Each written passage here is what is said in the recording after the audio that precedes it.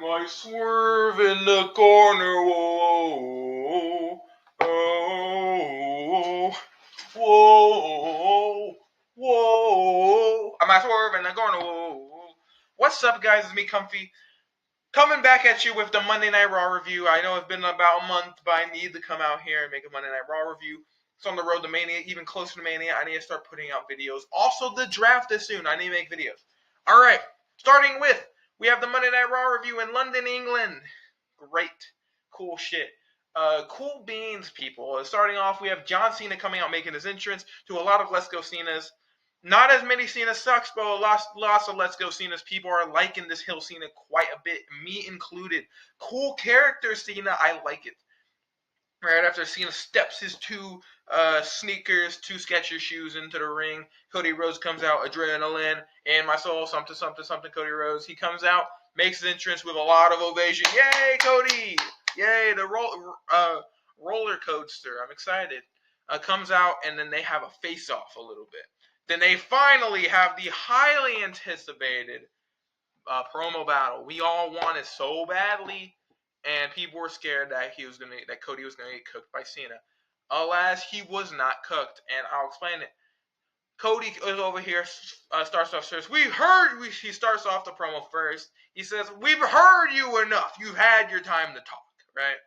And then he's like, "I'm gonna predict what you have to say. You're gonna say I have a little bit of a lisp. I'll give you one. Stardust, right?" And then he said, "I have an arm tattoo on my neck." Haha, got it. I got you with that one, right? Oh, you got caught with that one, Cena. Oh, damn. Cena did not use any of that. The only thing he said about tattoo is the fact that he had his wrestling gimmick on his neck, tattoo on his neck, and that's a fair point. That's pretty egotistical. Next, we have Cena cooks Cody, Cody cooks Cena, Cena cooks Cody, Cody cooks Cena, Cena gets crossroads by Cody. Both of them did a great job in their promo battles. Cody stood his own very well against John Cena. And I don't give how anyone says that Cody got cooked or Cena got cooked, and it was one-sided. That's unbelievable. That makes no sense. It was not one-sided by any means. Both of them did a great job in the promo battle, but the main one that people were worried about was Cody Rhodes. Cody stood toe-to-toe with John Cena. Amazing job by Cody Rhodes. Both of them brought up Vince McMahon or Tony Khan or AEW or any of these things.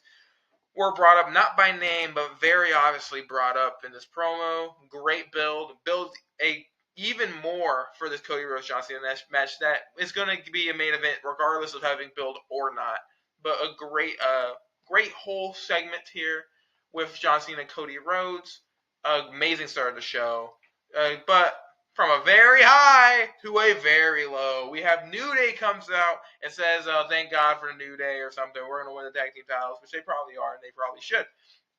Adam Pearce intervenes and interrupts them after the commercials interrupt the New Day to start off with. But Adam Pearce comes out and officially interrupts them and says, "We have an opponent for you, New Day, and it's New Cash Republic!" Returning from a long hiatus, New Cash Republic with a decent ovation because it's in London, England, the only place they'll get any ovation at all. But we have New Cash Republic show up. Very cool to see him back, but obviously New Day wins. They needed to win, and that's it on that one. Jimmy and Jay have a backstage interaction. Jay is like, "You're going to win, Oos," and Jimmy's like, "Yeah, I'm going to win, but you're going to win as well, Oos," and stuff like that. Cool interaction, and then it ends with Jay Uso getting real close to Jimmy and says, "Be careful," right? And that was very easy, clear foreshadowing to Jimmy was not careful. Jimmy versus Gunther is right after. Gunther obviously wins, but that's not what matters here. That was obvious. Gunther then attacks Jimmy. Jimmy cannot defend himself, but then Jay comes out, yeet, tries to help Jimmy. Gunther gets away for a little bit, and Jay thinks it's okay. Gunther comes out, attacks Jay even more, handcuffs Jay to the rope, and beats Jimmy to damn near death because Jimmy's blood is all over Gunther. Gunther calls Jay a pussy, which was hilarious, and that's where that segment ends. But that's not the most important part. The most important part is that this has completely and alone saved this entire feud, this entire program between these two guys that no one wanted to see, but now people want to see because Jimmy is a superhero. He comes out of nowhere, probably is going to miss Mania because of this attack, but he comes out and saves his entire feud that both these people were fumbling. Jay and Gunther were fumbling heavily. There was no good build by any of these two guys. Jimmy was alone, just off this one segment alone, was carrying this entire feud. Now I care about this match at Mania, but it still can't main event no matter what, because you have two matches above it that's going to main event even more, and we have a match that is officially main eventing, which is the triple threat between CM Punk, Seth Rollins, and Roman Reigns. Obviously, it's going to main event. Moving on, after that great segment, we have Chad Gable. Poor Chad Gable. Get well soon, Chad. He is sick again. He gives Adam Pearce a sick note again. A doctor's note. This obviously isn't fake because the doctor could lose his license, but El Grande Americano, this just proves it even more, is not Chad Gable. Chad Gable is going to be sick, but is in Minneapolis, Minnesota, and Chad Gable prays and begs that he will be okay by that point. As his hometown, obviously, the hometown wants to see their hometown hero show up and wrestle for them like a hero should. Sadly, he won't. Sadly, Adam Pearce is standing ground. He will not allow it. His health is more important than wrestling, which is unbelievable. Nothing is more important than seeing Chad Gable wrestle. But we're going to have El Grande Americano probably face like Joaquin Wilde or the other guy, and probably win because El Grande Americano is a hero in the Lucha Libre scene. He was shunned, sadly, for no reason. It was pretty sickening. But he is one of the greatest Lucha Libres of all time, one of the best free agents that no one thought was ever going to be in WWE, and he is carrying that scene. Amazing. That's where Chad Gable gets a lot of his inspiration from, is El Grande Americano. Cool segment. I like it. It was funny.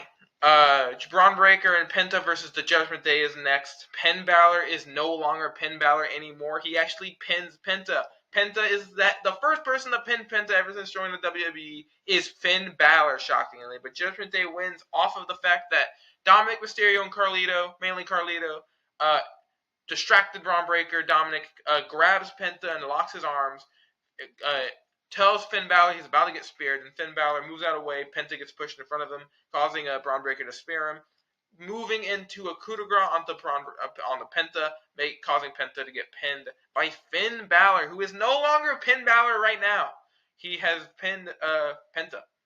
And then after that match, Penta goes out there and says that Braun Breaker is El Stupido for sparing him, and that's just building even more to the eventual Fatal 4-Way match at Mania for the Intercontinental Championship.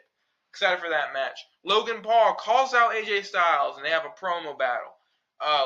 AJ says that Logan Paul has a check that his ass can't pay, right?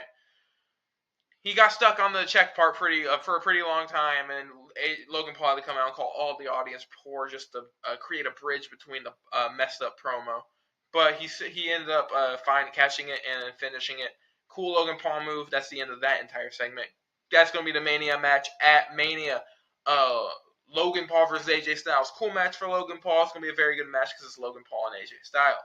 Next after that, we have Lyra Valkyria versus Bayley. As a backstage, Lyra's talking to Kathy Kelly. Is going to be Lyra wants a match against Bayley to defend her Intercontinental Championship against Bayley next week at Raw. The match is going to happen. It's been confirmed. Lyra versus Bayley next week at Raw. Some shit's going to probably happen or whatever, and it's going to cause the match to not actually happen because Liv Morgan and Raquel, or one of them wants a shot at the Intercontinental Championship, so they'll ruin it for both of them. But that's probably a fun match until it gets ruined and end up in the DQ.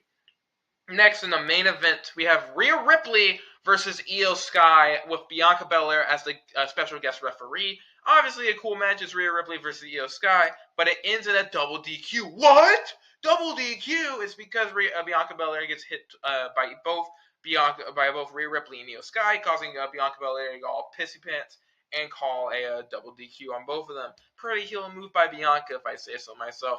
Honestly, that just is the last domino to fall that will end up Adam Pearce finally being like, enough!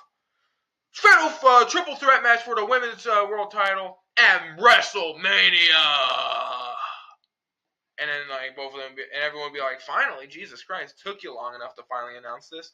But a cool main event, cool episode of Monday Night Raw, best moments, John Cena thing, the Jimmy, Gunther, and Jay thing, Chad Gable being sick, get well soon, Chad, and the main event. Very cool moments. Give it a 7 out of 10. There are some very high highs, but also some forgettable moments. But really liked it. I think this is the last episode of Raw or SmackDown in Europe. Very cool run there. Hope they have more of these shows in Europe because the crowd is amazing. But anyway, that is my review for Monday Night Raw. See you tomorrow with another upload. But anyway, that's about it. See ya.